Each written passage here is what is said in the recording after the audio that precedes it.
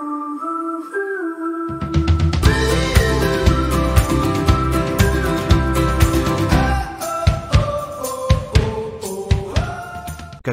dalam rumah tangga, KDRT, dan cara menyikapinya. Disajikan oleh Global Tutorial, sebuah channel tutorial untuk semua orang termasuk para mahasiswa. Teman-teman, kekerasan dalam rumah tangga tidak hanya berupa tindakan fisik, tetapi juga kekerasan secara psikologis dan seksual. Bukan hanya cedera, masalah kesehatan dan bahkan kematian mengintai korban tindakan ini. Oleh karena itu, lindungi diri dengan mengenali bentuk-bentuknya dan cara menyikapinya.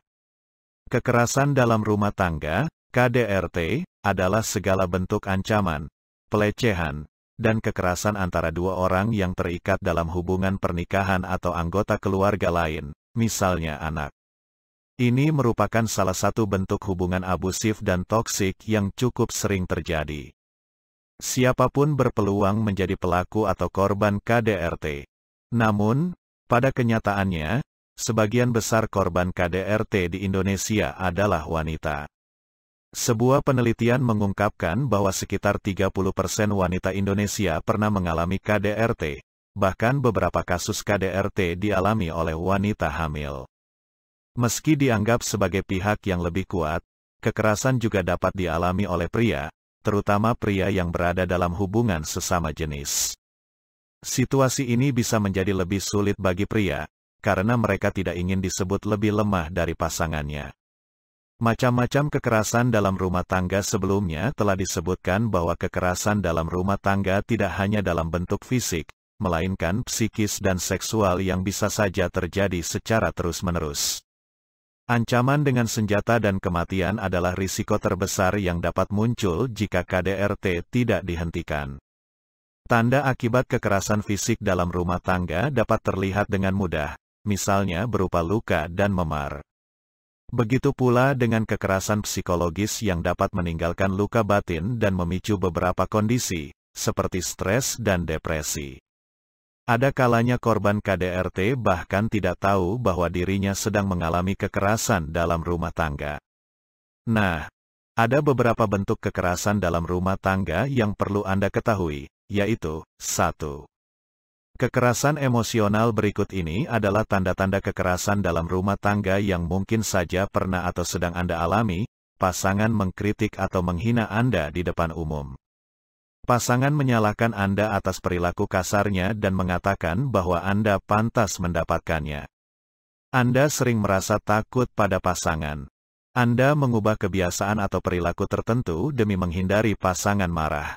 Pasangan melarang Anda bekerja, melanjutkan studi, atau bahkan bertemu keluarga dan teman. Pasangan menuduh Anda berselingkuh dan selalu curiga jika Anda terlihat dekat atau bicara dengan orang lain. Pasangan selalu haus perhatian dengan alasan-alasan yang tidak rasional. 2. Intimidasi dan ancaman. Selain melakukan kekerasan secara emosional, pasangan yang melakukan KDRT biasanya kerap melakukan intimidasi atau ancaman kepada pasangannya, seperti, pasangan pernah membuang atau menghancurkan barang milik Anda.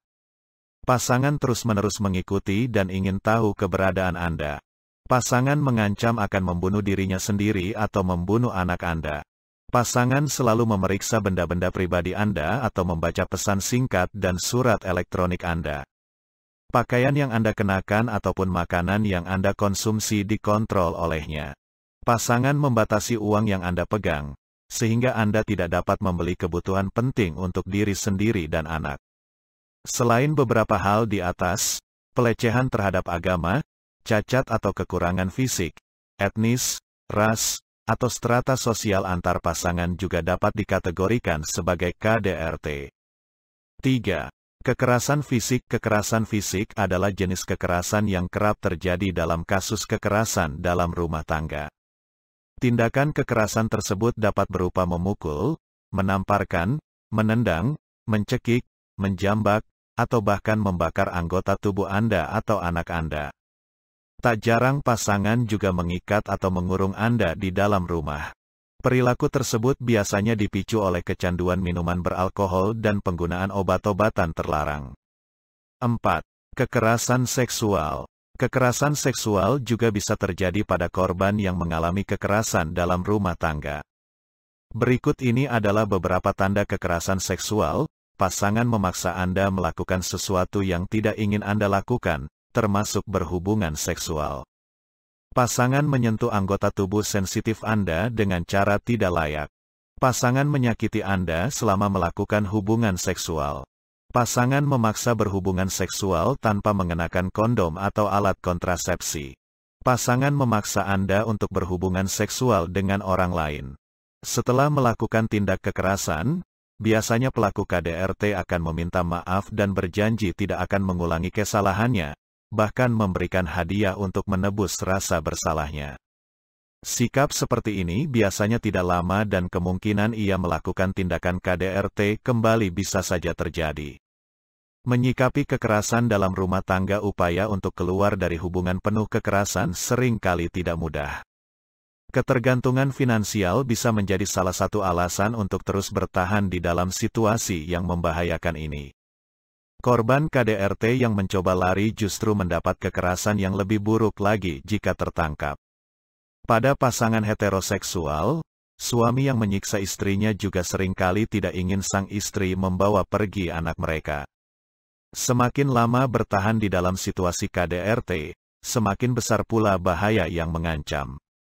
Tidak hanya kepada diri sendiri, tetapi juga kepada anak. Jika Anda sudah lama ingin keluar dari hidup penuh kekerasan dan tekanan, berikut ini adalah langkah-langkah yang dapat Anda lakukan. Beritahu kondisi Anda pada orang terdekat yang dapat Anda percaya. Pastikan pelaku tidak berada di sekitar ketika Anda menginformasikan hal ini. Dokumentasikan luka Anda dengan kamera dan simpan dengan hati-hati. Catat perilaku kekerasan yang Anda terima beserta waktu terjadinya. Hindari melawan kekerasan dengan kekerasan, karena berisiko membuat pelaku bertindak lebih ekstrim. Jika Anda sudah memiliki tekad yang kuat untuk siap meninggalkan rumah, ada beberapa tips yang bisa Anda lakukan dengan hati-hati, di antaranya, siapkan tas berisi semua keperluan penting Anda. Bawa serta dokumen penting pribadi, seperti kartu identitas, uang, dan obat-obatan. Tempatkan tas di tempat yang aman dan tersembunyi. Jika memungkinkan, gunakan nomor dan perangkat seluler yang baru untuk berjaga-jaga agar tidak terlacak. Sebisa mungkin ganti kata kunci untuk mengakses surat elektronik Anda dan hapus segala informasi pencarian yang Anda akses melalui internet. Ketahui persis kemana Anda akan pergi dan bagaimana cara untuk mencapai lokasi tersebut. Selain itu, meski kekerasan dalam rumah tangga hanya terjadi dalam hubungan suami istri dan tidak terjadi pada anak, tetapi anak yang menyaksikan kekerasan berisiko tumbuh menjadi pribadi yang juga suka melakukan kekerasan. Anak yang sering menyaksikan kekerasan berisiko mengalami gangguan psikis, perilaku agresif, dan rendah diri.